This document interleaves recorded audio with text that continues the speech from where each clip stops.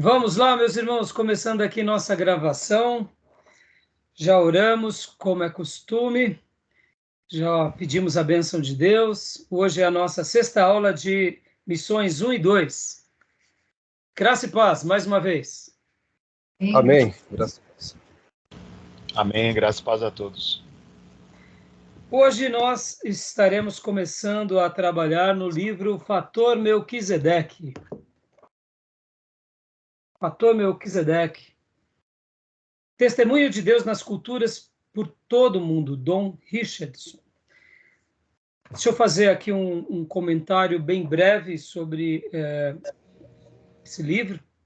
Esse livro, hoje nós estaremos estudando nele. Hoje é a nossa sexta aula, nós teremos 10 encontros. Então, eu pretendo gastar de 2 a 2 aulas e meia com ele. Então, irmãos, leiam ele, para que as nossas aulas possam fluir. E Don Richardson vai ser como eu gosto de pensar, ele vai dar uma visão missionária para nós, talvez como poucos missionários fazem na história do cristianismo.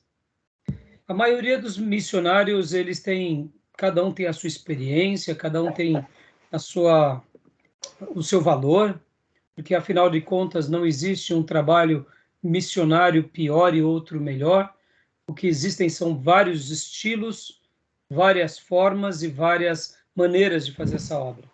Mas ele é diferenciado porque ele vai fazer aqui eu diria, um estudo, e nesse estudo ele acaba trazendo um conhecimento da história da humanidade, na perspectiva missionária, como poucas pessoas já fizeram. E ele, além de fazer isso, ele tem uma característica que ele é bem piedoso na maneira em que depois ele vai trabalhar a revelação de Abraão. Então, eu não tenho dúvida que os irmãos vão ser muito impactados e vão ser muito abençoados com esse material. Tá bom, meus irmãos? Tá joia? Então, eu quero acreditar que vocês vão se deliciar de uma forma especial com relação a essa obra. Já começaram a ler esse livro? Eu já comecei também, poucas páginas, mas já comecei. Já começaram, né? Então, a partir de hoje, quanto mais rápido vocês forem, melhor vai ser a retenção das aulas com os irmãos. Tá bom, meus irmãos? E aproveitando aqui, irmãos, deixa eu, nessa abertura, fazer mais uma pergunta para vocês. Se vocês ficaram com alguma dúvida do material que nós concluímos semana passada, porque nós acabamos trabalhando no livro Assim Está Escrito, e no livro A Visão Missionária da Bíblia, que na realidade acabei não trabalhando aqui em classe. Se sobrar tempo, a gente rumina esse material, tá bom? Mas eu acredito que, diante das pautas que nós temos para ainda tratar, vai ser muito difícil. Mas eu queria saber se vocês ficaram com alguma dúvida, se vocês têm alguma pergunta, que desejam fazer algum comentário.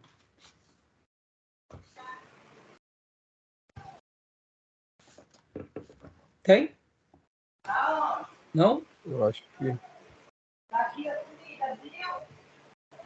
Júlio, você ia falando? Oi. Pode falar.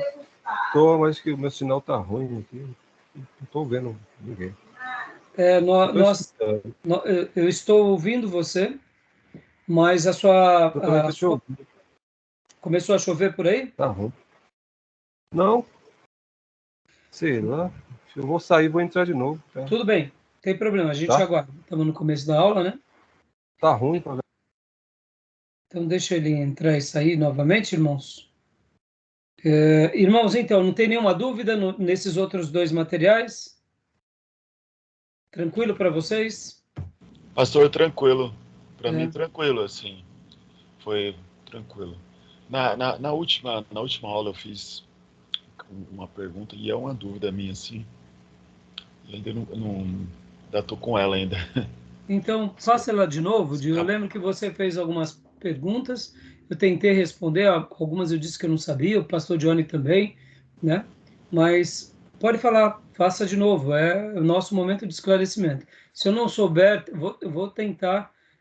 Não, acredito que eu não formulei bem a pergunta também, dei umas voltinhas e não foi boa a pergunta.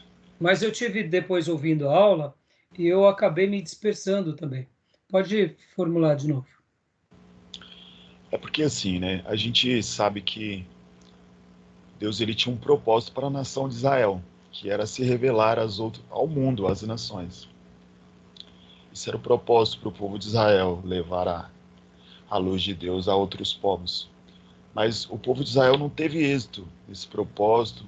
Eles fecharam, né? Eles se fecharam em si mesmo e ficaram ali no seu grupinho. Mas eu queria saber assim, porque também isso é uma interpretação das Escrituras, que Satanás, antes de Jesus Cristo se manifestar, morrer e ressuscitar, ele tinha poder sobre as nações, o poder de enganar, o poder de cegar as nações. E se isso não foi uma influência tão grande ao ponto de Israel não poder cumprir o seu propósito nas nações, sabe? Entendi. Essa era a minha dúvida, porque Satanás, o povo de Israel, ele tinha essa liberdade, né, de cultuar ao Senhor e ter a revelação de Deus. Mas as nações, até Cristo vir, não era dessa forma, né? Então, agora vai dar para a gente trabalhar melhor, porque ao reformular a sua pergunta, eu também fiquei refletindo um pouco, em virtude da resposta que eu tinha dado na última aula, mas deixa eu te fazer uma pergunta. Satanás ainda tem poder sobre as nações atualmente?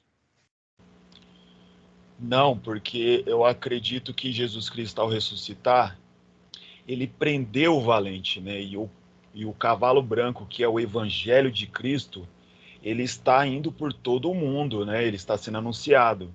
Então essa missão está sobre a igreja e a igreja tem avançado nesse quesito, nesse aspecto, eu acredito.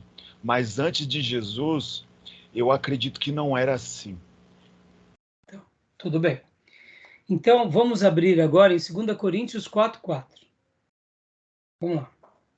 E eu quero tentar responder a partir da sua pergunta e a partir de alguns textos bíblicos. E eu entendi a maneira que você acredita, Gil, não tem problema. Eu não estou negando a sua fé e a sua maneira de interpretar. Porque, de fato, Jesus veio e venceu Satanás. Isso é um fato. Podem ver que a palavra de Deus no Novo Testamento demonstra essa vitória de Jesus sobre o diabo. No entanto, quando nós pensamos de uma forma macro, pela soberania de Deus, Deus sempre venceu o diabo. Então, Gil, mesmo que num primeiro momento, no Velho Testamento, a gente tenha a impressão que o inimigo está solto, podem ver que no livro de Daniel, a maneira em que Deus mostra o governo de Deus é um governo sempre eterno, é um governo de geração em geração e que não tem fim. A vitória somente ela é decretada em Cristo plenamente porque ele é aquele que de fato redime todos nós. Ele é o cumprimento da profecia e ele é aquele que de fato concretiza a profecia. Mas na minha maneira de pensar, Gil, isso não anula o poder de Deus que já existia sobre todas as nações. Então, por exemplo, eu sei que há uma expressão maior no Novo Testamento, mas quando nós paramos para avaliar algumas fases, alguns cortes do Velho Testamento, nós vemos o Deus de Israel sendo poderosíssimo, como foi o caso no Egito, com Moisés. Podem ver que ali Deus abate Faraó e deixa uma mensagem para quê? Para todas as nações de que ele é Deus sobre a terra e é o Deus dos deuses e o Senhor dos senhores. E por que ele faz aquilo com o Egito? Porque o Egito, ele estava usurpando do direito dele sobre Israel. Então Deus, para punir o Egito, faz aquela grande libertação e ensina não só o Egito, mas abate a soberba do Egito e de Faraó, liberta o povo e deixa uma mensagem para todos os povos. Podem ver que os habitantes de Jericó, eles tinham medo do povo de Israel. Eles diziam, esse povo é aquele que abateu o Egito. Esse povo é aquele que destruiu o Egito. Então, o que eu quero dizer com isso? Eu sei que quando nós pensamos no Velho Testamento, a impressão que dá é que realmente Israel falhou, é que realmente Israel não cumpriu com a sua missão. Israel deveria ter feito essa obra de ser sacerdote em todas as nações, isso é um fato. Mas em alguns outros momentos nós vemos ele fazendo esse papel. E quando eles não fazem esse papel, o próprio Deus faz esse papel. Por exemplo, com o cativeiro babilônico. Ao levar o seu povo para a Babilônia, Deus cuida deles como a menina dos olhos e faz com que eles sejam sal e luz para todas as nações na Babilônia. Então, quando a gente começa a fazer alguns cortes na história, no maior império antigo do Velho Testamento, que foi o Egito, Deus ensina eles e revela a glória deles por meio desse povo. Quando nós vemos depois um outro grande império, que é o Império Babilônico, também acontece a mesma coisa. O Império Assírio, nós não temos muita evidência disso, a não ser a evangelização de Jonas. Mas, ao mesmo tempo, o Império Medo-Persa acontece a mesma coisa. Ou seja, em cada momento da história, mesmo que essas nações e esses impérios tivessem os seus credos, o Deus de Israel se mostra como o soberano da terra. Então, Gil, quando nós olhamos de uma forma macro, Deus ele reina sobre todos os povos e mesmo que o espírito maligno está sobre as nações, sobre as famílias, sobre as etnias, e a gente vai aprender bastante aqui com o Don Richardson sobre essa questão, o poder de Deus estava sobre eles. É que no Novo Testamento há uma manifestação e uma consolidação desse poder, dessa obra redentora, e da vitória sobre as trevas. Mas pode notar, e é por isso que eu pedi para você abrir o texto de 2 Coríntios 4:4, porque olha só o que diz. Pode ler para nós. Quem achou, pode ler. 4:4. Isso. O Deus desta presente era perversa cegou o entendimento dos descrentes, a fim de que não vejam a luz do evangelho da glória de Cristo, que é a imagem de Deus. Joia. Alguém tem outra versão? Muito boa essa versão. Mas alguém tem outra versão? 2 Coríntios 4:4?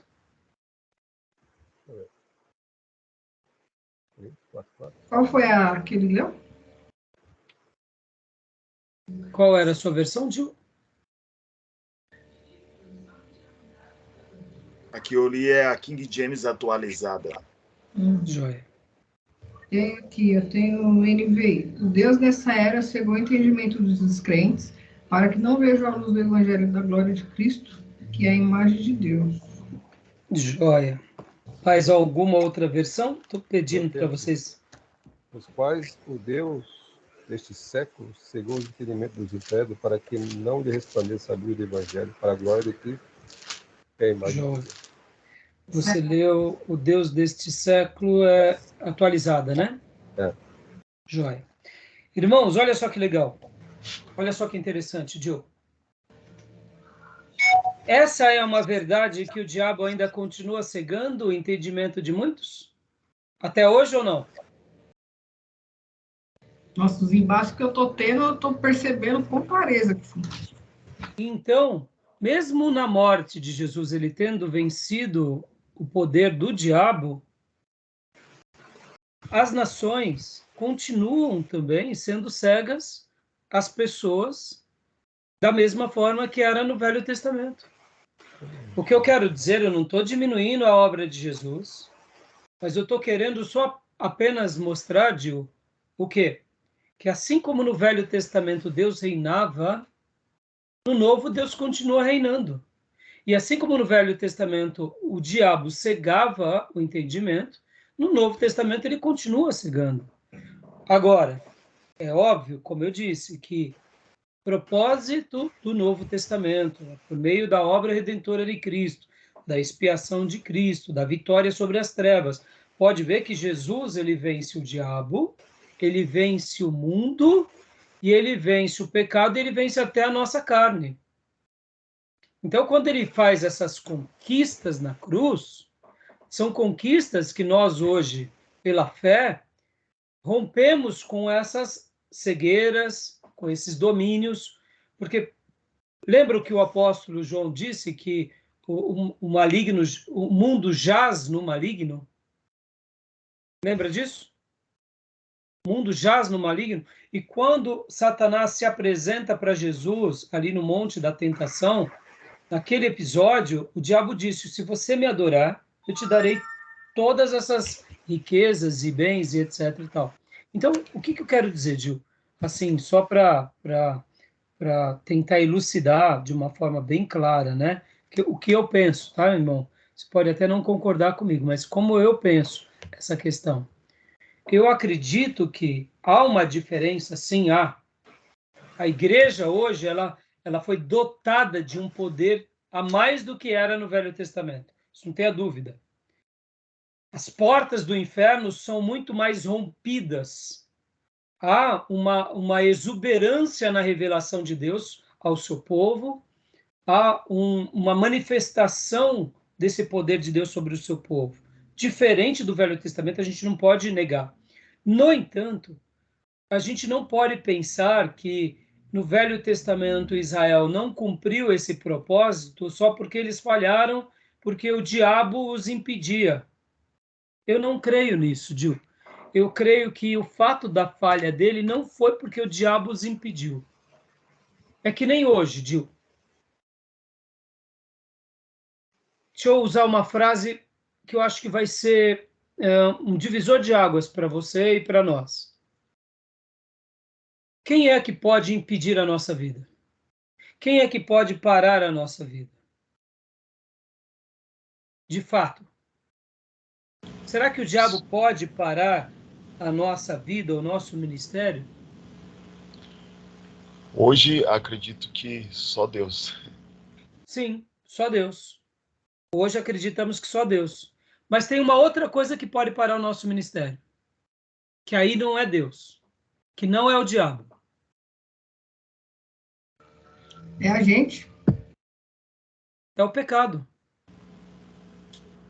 Então, em tese, ninguém pode nos destruir, a não ser nós mesmos. Consegue compreender? Ninguém pode nos destruir. Eu gosto dessa frase, não porque ela é uma frase humanista, não é isso. Não é essa a proposta. Eu gosto dessa frase porque ela acaba sendo uma verdade em todo tempo, em qualquer geração de um servo de Deus. Israel falhou porque eles pecaram. Não foi porque as nações estavam sob o domínio do diabo, porque hoje as nações continuam sendo regidas pelo poder das trevas. Eu me lembro que nós estávamos no seminário e o pastor Maurício, o presidente do seminário, estava dando uma palestra e na palestra que ele dava, ele dizia assim, amados, nós vivemos debaixo de duas realidades. Ou estamos debaixo do poder de Deus ou do poder das trevas. Não existe um terceiro poder. Toda autoridade que há na terra, toda autoridade e todo poder, ou ele emana de Deus, ou ele emana das trevas. Não tem essa terceira situação, por exemplo, dos ateus humanistas. Os humanistas estão nas mãos do demônio. É simples assim. E nós, muitas vezes religiosos, podemos estar sob a influência dos demônios. Por quê? Porque a gente está fazendo a obra de Deus na força do nosso braço, não na força do Senhor. Então, quem é que pode nos deter? Deus, é claro, ele é o soberano, mas tirando Deus, só nós mesmos. E então, Gil, o que eu acredito? Que quando Israel falha no seu papel sacerdotal, ele falha porque as pessoas olharam para eles mesmos, olharam para os seus próprios umbigos, seu nacionalismo, as suas bênçãos, ficaram fechados nas suas bênçãos e não quiseram compartilhar essas bênçãos com outras nações. A mesma coisa acontece no Novo Testamento. Mesmo o povo de Deus agora no Novo Testamento está sendo muito mais abençoado, ungido, do que no Velho Testamento. Pastor, e onde está a base dessa unção e onde está a base dessa autoridade? É simples, irmãos, porque no Velho Testamento o Espírito Santo habitava esporadicamente sobre o seu povo. Ele conduzia o seu povo, ele estava ali. Mas no Novo Testamento, na Nova Aliança, nós vemos o quê? Uma habitação contínua, perene. E podem ver que nós estamos vivendo no Novo Testamento, depois do dia de Pentecostes, na dispensação do Espírito Santo. Então não tem como diferenciar. Nós vamos usar até a última aula do livro do nosso querido irmão Henry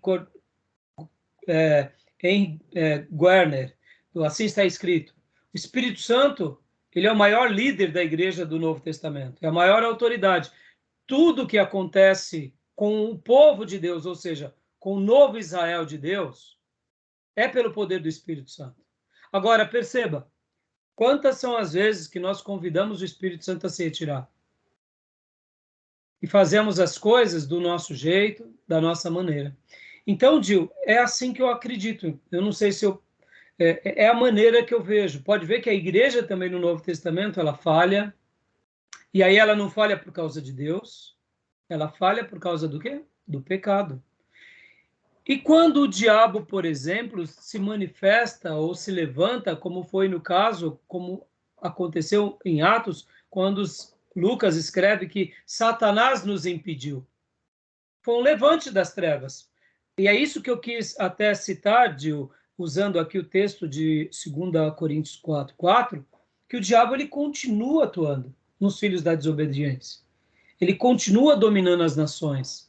Ele continua estabelecendo seus valores nesses povos, ora pelo humanismo, ora pelo pragmatismo, ora pelo pecado propriamente dito, pelos vícios, ou ora por uma religião. Então, pode ver que não mudou. O que muda é o que como eu disse, é a disposição do poder de Deus sobre nós, isso é inegável. O que muda é que agora nós podemos contra-atacar as obras das trevas de uma forma até diferente. Por que eu digo isso? Podem ver que no Velho Testamento, quantas são as vezes que eles expulsam demônios? Quantas são as vezes que eles expulsam demônios no Velho Testamento? Vocês se lembram? Eu não me lembro de nenhuma ocasião no Velho Testamento. Tem uma com Davi. Lembra quando ele tocava? Ah, sim, de Saul. Mas vocês vão se lembrar aqui de mais alguns episódios, por exemplo, quando Zacarias fala sobre Josué, que Satanás se levantou contra Josué, o sumo sacerdote. Outro episódio com Ló. Então, percebam, Satanás atuava. Quando também teve aquela questão do recenseamento com Davi, que Satanás inflama o coração dos seus soldados, generais, e depois Davi cai naquela cilada do recenseamento. Ou seja, mas nós não vemos necessariamente o povo de Deus praticando no Velho Testamento um exorcismo declarado. Havia uma proteção da parte de Deus, havia uma maneira toda especial em que Deus protegia o seu povo, mas essa prática do exorcismo, expelir demônios, nós vamos começar a ver isso de forma abundante com Jesus. E depois com os apóstolos. E olha que interessante. A igreja hoje pratica isso. Durante a história da igreja, de uma forma ou de outra, a igreja e o evangelho expulsam os demônios. Por que eu estou falando isso? O poder é muito mais exuberante nesse novo Israel de Deus. Por quê? Porque aquilo que aconteceu sobre Jesus foi compartilhado ao seu povo. Jesus, ele recebe o quê? Ele recebe o Espírito Santo. E o Espírito Santo que estava sobre ele, como diz Isaías 61, é compartilhado agora com a sua igreja. Por isso que a igreja de Jesus é uma igreja onde o Espírito Santo os guia, os unge, dá poder.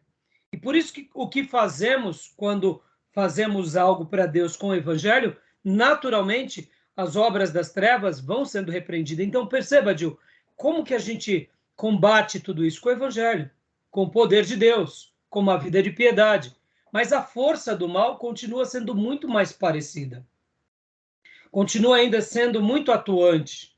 E podem ver que nos finais dos tempos, o anticristo, o falso profeta, os demônios que sairão e serão soltos do abismo. Então, as nações terão influências malignas, terão influências satânicas. Ou seja, mesmo Jesus tendo vencido todas as coisas, isso não omite o poder das trevas sobre quem? Aqueles que querem seguir as trevas. Então, eu não sei se agora deu para explicar melhor, mas, como eu disse, talvez a grande resposta à sua pergunta seja: Israel não foi luz plenamente, porque eles foram nacionalistas, foram egoístas e foram principalmente omissos na sua tarefa. E, em função disso, eles não cumprem com a sua missão. Eles queriam expandir politicamente, eles queriam expandir economicamente e, por último, expandir religiosamente. Mas não foi esse o propósito de Deus ao dar a Abraão uma nação. A bênção de Abraão sobre essa nova nação era: sejam bênção para todos os povos, e não bênção apenas material, física, mas principalmente espiritual. Mas eles se esqueceram. Então podem ver que toda vez que Israel colocou a bênção espiritual em terceiro ou em segundo lugar, eles não cumpriram a missão. A mesma coisa acontece com a igreja. Se nós não estivermos sendo bênção espiritual, nós não estaremos cumprindo a nossa missão. Por que os macedinhos não cumprem a sua missão? Porque eles estão querendo gerar um reino de Deus aqui nessa terra. Meus irmãos, já pararam para pensar a luta espiritual que está inserida nos neopentecostais, principalmente aqui, me refiro aos brasileiros, porque infelizmente eles acabam influenciando muitos outros no mundo, e podem ver que até mesmo o nome que a IURD tem, Igreja Universal do Reino de Deus, é um nome bonito, profético, mas nós poderíamos dizer que a prática deles é Igreja Universal do Reino Meu. Eles não têm nada de reino de Deus, é reino deles, para eles. O desserviço que eles fazem é imenso. Ou seja, podem ver que eles querem as bênçãos para essa terra. Eles mandam em Deus nesse momento. Ou seja, eles praticam um desserviço imenso. Verifiquem os amigos de vocês que vão na IURD ou nessas neopentecostais e gastem meia hora tomando café e depois perguntem qual que é a experiência de conversão deles. E, meus irmãos, vocês vão perguntar, e vocês vão custar para achar um convertido de verdade. Por quê? Porque eles estão criando prosélitos religiosos da igreja deles. Mesmo que tenham um nome, mesmo que tenham uma aparência, a essência não é. Então, percebam que quando a igreja perde o seu propósito, ela está sob o poder e a influência do maligno.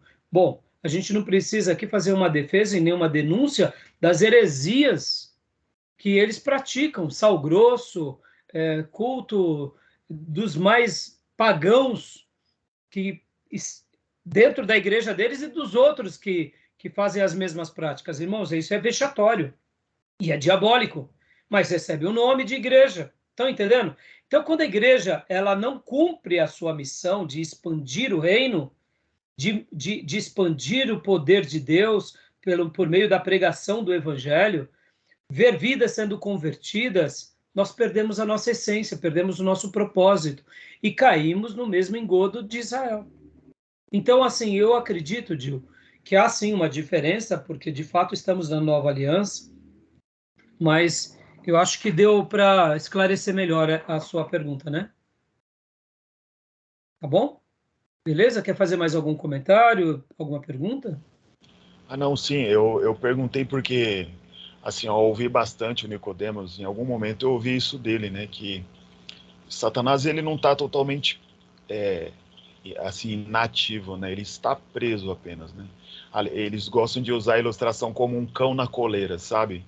Tem um Sim, espaço sim, ali da corrente, ele age ainda no mundo, né, mas não sim. como antes, porque Jesus Cristo, ele entrou na casa e prendeu o valente, e e aí eles falam, inclusive escatologia fala muito disso aí, que no final dos tempos aí ele vai ter um pouquinho mais de liberdade outra vez para enganar as nações novamente e Olha tudo que mais. interessante, Gil. Ele vai ter mais liberdade. Isso é verdade. E qual é o contexto da profecia dos sinais dos tempos? As pessoas, elas vendo os castigos de Deus na terra, se levantarão contra o Altíssimo. Ou seja, será um Isso. povo que conscientemente se levanta contra o Eterno, logo está sob qual influência? Satanás. Por essa razão, o domínio dele aflora. Então, perceba que realmente é isso mesmo. Ele foi vencido, mas ele continua, eu diria, Dio, ele foi vencido.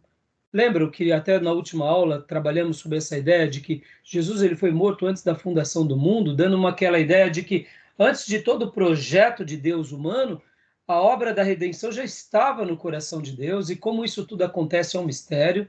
No entanto, o poder de Deus sempre estava sobre todos os seus filhos. Então, isso é muito interessante para que a gente não perca de vista, né? Acho que a ligação do Dio caiu. Mas tudo bem, meus irmãos? Tá bom? Tudo bem, então? Opa, caiu um pouco, né, Dio, mas já voltou? Então, o Dio estava falando como aquela profecia diz, né, que Jesus ele foi morto antes da fundação do mundo. Como tudo isso acontece, a gente não sabe, mas no Velho Testamento também a atuação do diabo, eu posso dizer, na minha percepção, também ela tinha, assim, uma atuação, tinha, mas eu quero acreditar, Dio, que sempre Deus governou e reinou sobre toda a terra e céu. Ele nunca perdeu o seu trono de glória. É claro que com a idolatria, com o pecado e com a omissão do povo de Deus, aí onde entra a nossa omissão. No momento em que nós omitimos o nosso papel, no momento em que nós criamos uma igreja dos homens, uma igreja de vaidades, uma igreja de egocentrismos, uma igreja carnal, uma igreja facciosa, quem é que está ganhando com isso, irmãos? É as trevas. Entendeu? Então, perceba que hoje, por exemplo, aonde nós avançamos como povo de Deus, as portas do inferno ela é fechada e o inferno é recuado. Mas na hora que nós falhamos como igreja do Deus vivo, quem é que avança? É as trevas.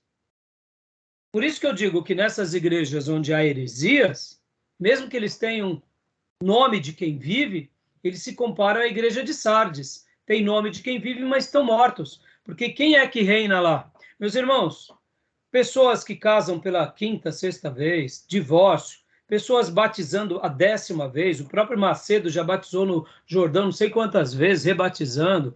Irmãos, é o mercado da fé, é dinheiro, é poder, é governo. Irmãos, quem está ganhando em tudo isso? Não tenha dúvida. Não é Deus, não. Há um discurso materialista. E por que eles acabaram achando no nosso contexto brasileiro um terreno muito fértil? O povo, infelizmente, é muito materialista e místico.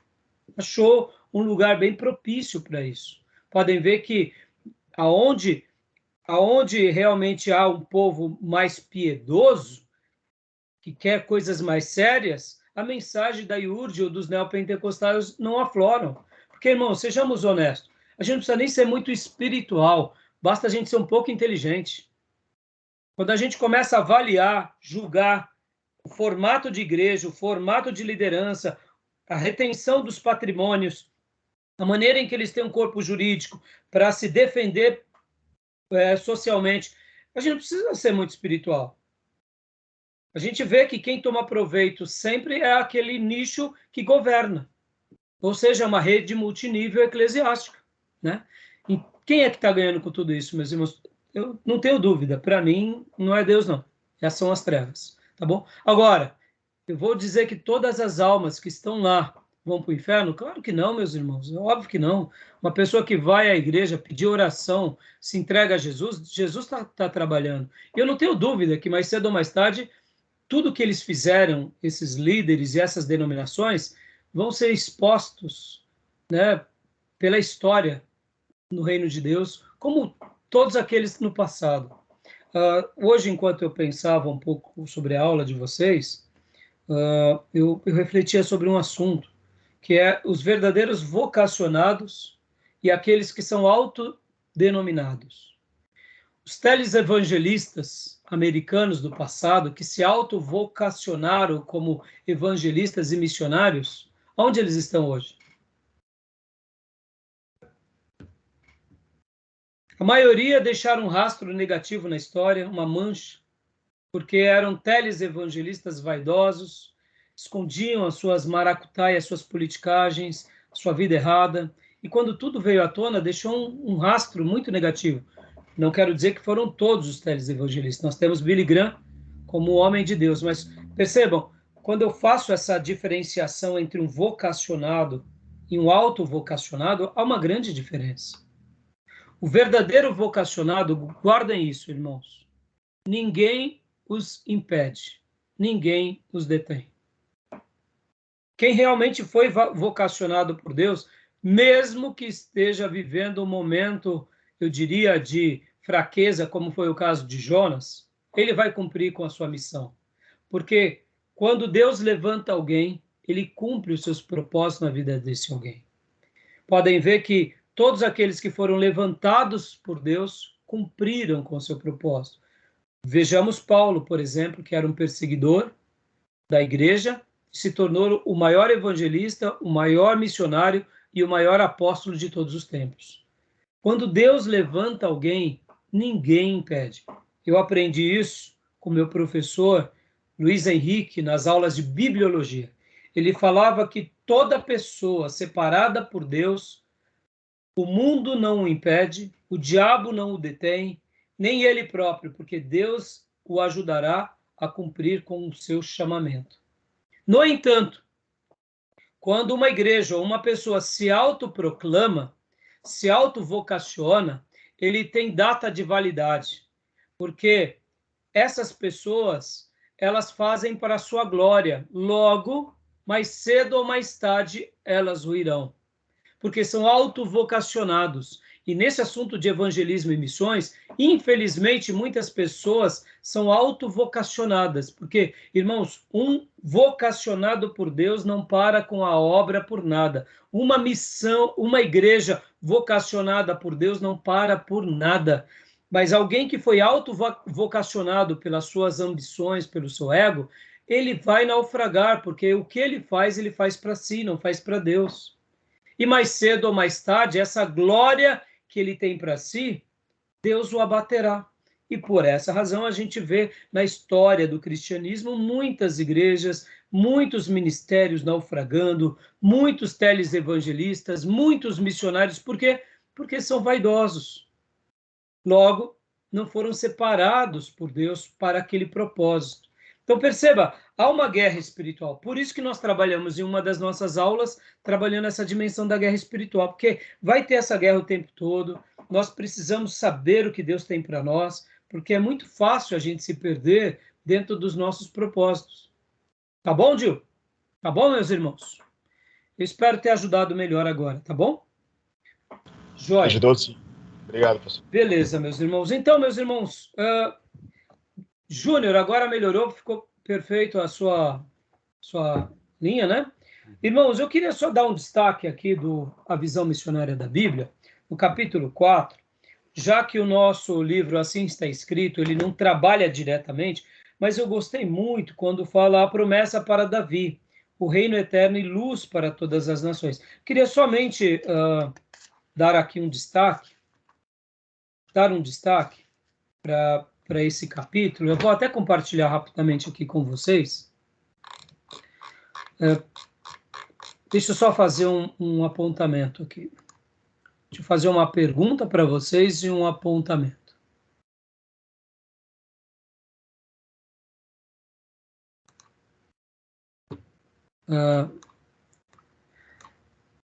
O Messias, ele seria de que tribo?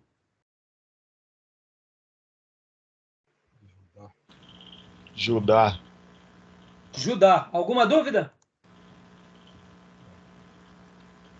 Alguma dúvida sobre essa questão? Não. Seria da tribo de Judá. E por que Deus faz promessas tremendas a Davi? E não somente a Judá? Acho que Davi prefigura o tipo de Messias, de Cristo, a figura de Davi. É um tipo que exemplifica o futuro Messias. Joia, muito bem. Ele é um tipo.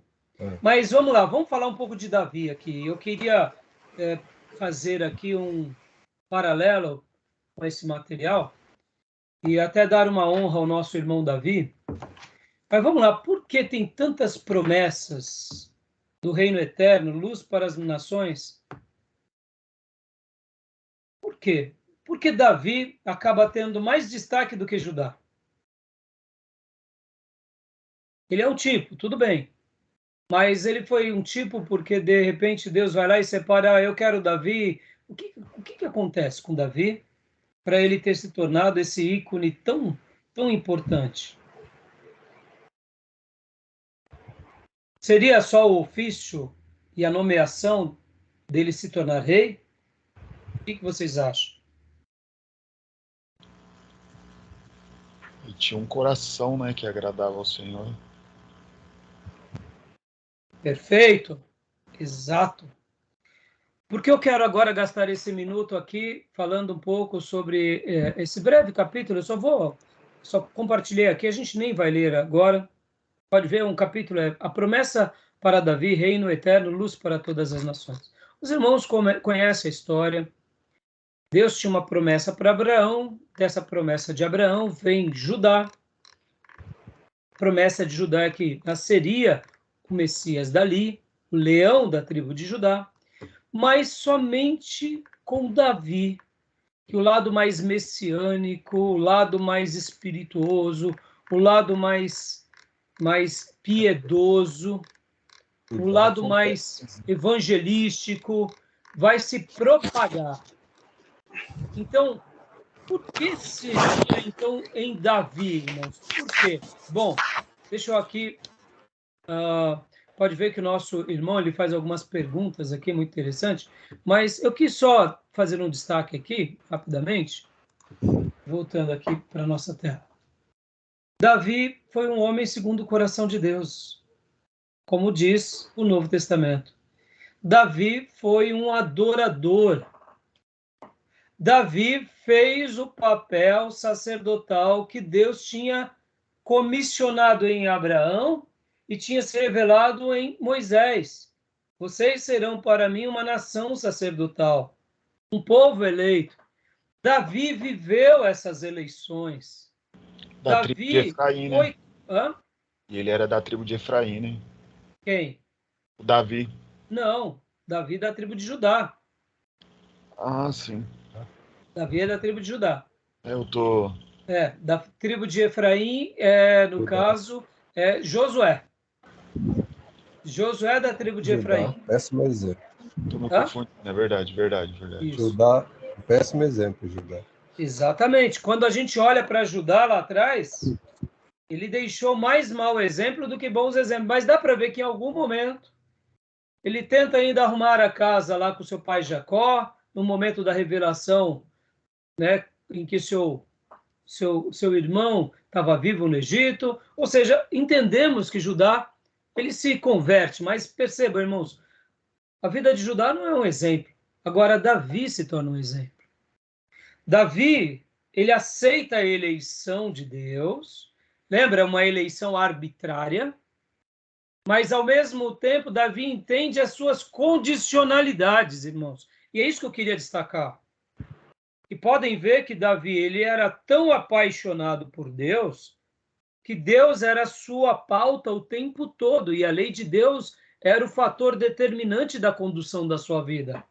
Davi era o exemplo de filho que acreditava na palavra de Deus, acreditava nos profetas, guardava as leis de Deus, conservava a adoração dele no tabernáculo, dependia dos sacerdotes e dos levitas. Ele não era uma pessoa autossuficiente, ele era mais um com o povo, mas ele tinha esse coração de levar a glória de Deus à sua nação e depois às demais nações. Ou seja, Deus vê em Davi um filho exemplar. Deus vê em Davi aquilo que Deus tinha sonhado para todo o seu Israel. Deus olha para Davi e fala, assim como você é luz para todas as nações, eu gostaria que o meu povo fosse. Parafraseando um pensamento que eu deduzo ser mais ou menos o que Deus teria. Então, irmãos, eu te pergunto, Davi foi um missionário? Não, mas acabou sendo. Porque ele fez esse papel de luz para todas as nações, com a maneira em que ele amou o seu povo e até mesmo preservou as outras nações. Talvez você diga, mas pastor, Davi arrancou a cabeça de um monte de gente. Irmão, vocês têm que lembrar que eram episódios antigos, e esses povos queriam também o mal de Israel. Então ali Davi, ele estava exercitando como soldado o que é a justiça de Deus, naquele momento. Mas ele não tinha o intuito de matar as pessoas simplesmente por matar.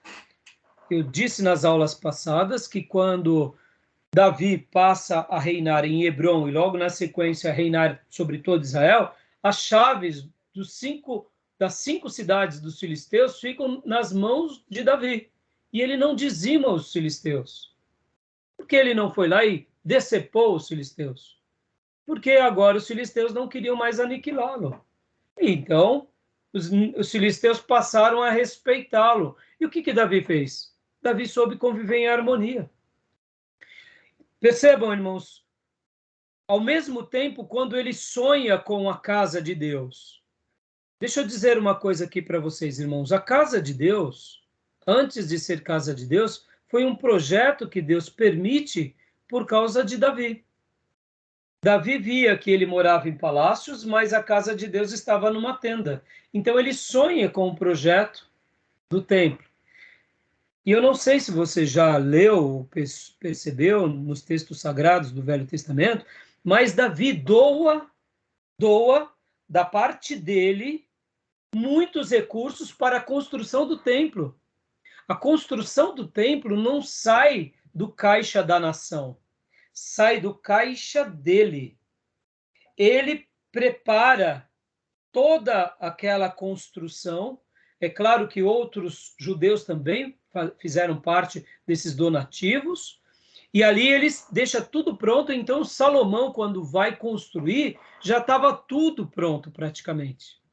A parte financeira, a parte arquitetônica, a parte logística, já estava tudo praticamente organizado. Irmãos, já pararam para pensar nisso?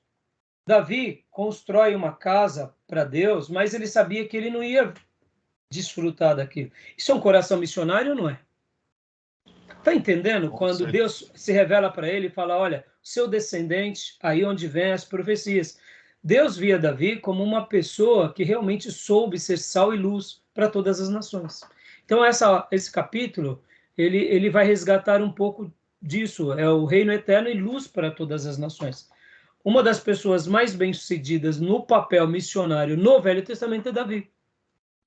Com a construção do templo, com a forma que ele adora a Deus e com a maneira em que, inclusive, ele leva o louvor à casa de Deus. Irmãos, lembram que no tabernáculo tinha uma forma de adorar a Deus. Com Davi, a forma foi mudada no templo.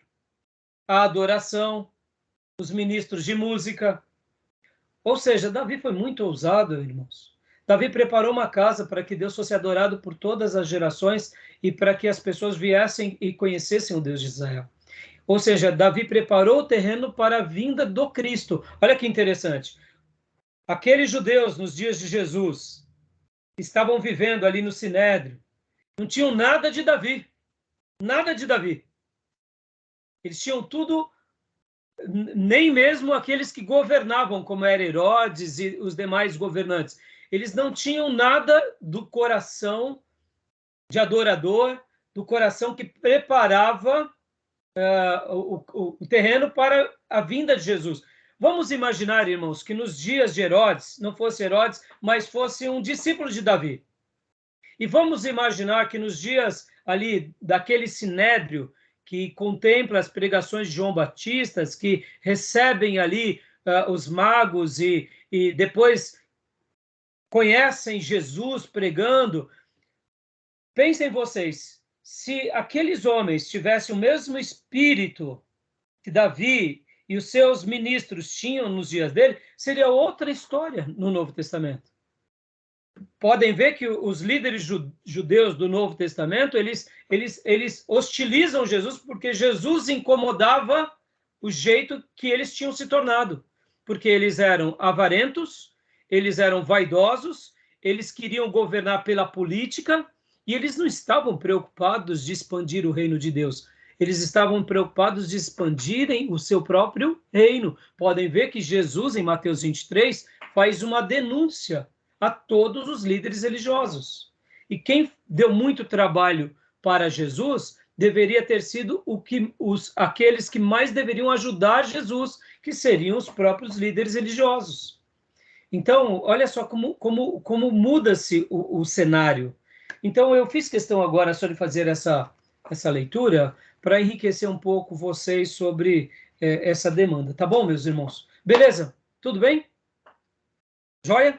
Alguma Sim. dúvida, pergunta? Mas eu acho assim, eu ainda entendo, eu faço uma leitura de Israel como um povo separatista, segregador, e isso teve contribuição não só do povo, desse grupos religiosos que se estabelece e se fixa. Eles fechavam as portas para tudo. Tanto é que se você vê, até os profetas contribuíam com isso. Porque se você vê hoje um judeu, ele até fala assim, nós não divulgamos o judaísmo para ninguém. De forma alguma. Sim. Se a pessoa quiser seguir o judaísmo, até eles falam, submete ao batismo, tem todo um procedimento, todo um ritual. Então, eles se fecharam para o mundo, eles não querem saber de outros povos, chegar, alcançar, levar o Jeová, Yahvé, conhecer a glória. Eles ficaram todos voltados para eles próprios. Hoje, inclusive, Júnior, o que você está falando, o judeu prega o evangelho, ou anuncia o reino de Deus? Não. Não Sabe qual que é a ideia que o judeu tem, irmãos, de salvação? A ideia que os judeus têm é o seguinte, que o povo ou a nação que, dentro da sua cultura, segue, direta ou indiretamente, as leis de Moisés, já está salvo. Por isso que eu não preciso pregar. Eu escutei hoje o Rabino falando, ele falou que é o seguinte, que os outros povos, as outras religiões pregam a alcançar o céu. Eles falaram que eles não vão alcançar o céu, eles querem trazer o paraíso para a terra. Escutei hoje, Rabino. Confirmo o que eu acabo de dizer de uma outra forma. Por quê, Júnior? O que acontece? Se você participar de uma sinagoga, eles não estão preocupados de expandir o nome do Deus de Israel. Eles dizem o seguinte, se você conserva os mandamentos, que são os 10, logo você vai para o céu. Deus vai te perdoar. O Eterno vai te salvar. Por isso que eles têm essa postura de não serem missionários no mundo. Eles bastam fazer a sua manutenção da fé. Agora, esse mesmo pensamento bairrista, regional, foi o que existia nos dias de Jesus com todos os líderes religiosos. Sim, claro. Mais uma vez, os judeus estavam falhando no seu propósito. Sim. Por quê? Porque, irmãos, pensem assim, os magos vêm em busca do recém-nascido rei dos judeus. Quem deveria ter recebido os reis dos judeus? Herodes. e todo o templo. Deveria ter sido uma festa. Nasceu o rei dos judeus. Mas não. O que Herodes faz? Herodes deseja matá-lo, porque era uma oposição política a ele. Ora, se ele era o rei dos judeus, Herodes, um outro rei precisava ser agora morto. E tanto é que há aquele assassinato das crianças, né? Os líderes religiosos, eles não dão a mínima para os magos. Podem ver que quando os anjos se revelam para alguém, se revelam para os pastores no campo, não se revelam no templo. Vocês entendem? Irmãos, agora pare e pensa uma coisa aqui. O próprio Deus que criou o templo para que o templo fosse o lugar da adoração a ele, envia o filho dele à terra. E o lugar que ele menos é estimado e valorizado é no templo. Por quê? Porque o templo se corrompeu. Agora fica claro o motivo, inclusive, do surgimento dos essênios séculos antes? Ou seja, um povo que se vive a sua religião, vive a sua política, vive a sua segregação, mas se esquece dos valores espirituais. Irmãos, a história vai se repetindo o tempo todo.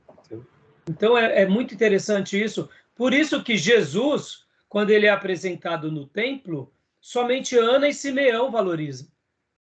E depois, Zacarias. Por isso que eu falei na última aula que o que sobrava era só desviado. Era mesmo, irmãos.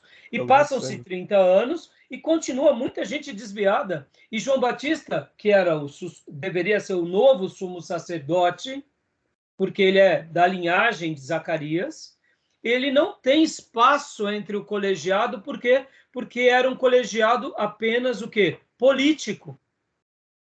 Irmãos, a história se repete o tempo todo. Nós aprendemos introdução ao Antigo Testamento 1 e 2, principalmente em 1, nós não trabalhamos muito bem sobre as escolas dos fariseus e dos saduceus e dos escribas. Mas naqueles dias, irmãos, eles eram nichos totalmente políticos e totalmente religiosos pela religião. Não praticavam aquilo que os profetas diziam, ser circuncidados do coração. Né? Então, beleza, meus irmãos? Joia? Tá bom? Então, vamos lá. Vamos aqui. Quanto tempo já faz? 57. Vamos parar aqui, meus irmãos? Vamos para o nosso intervalo? Logo na sequência, a gente vai beber uma água ao banheiro e a gente retoma aqui o material do Dom Ritchie, tá bom?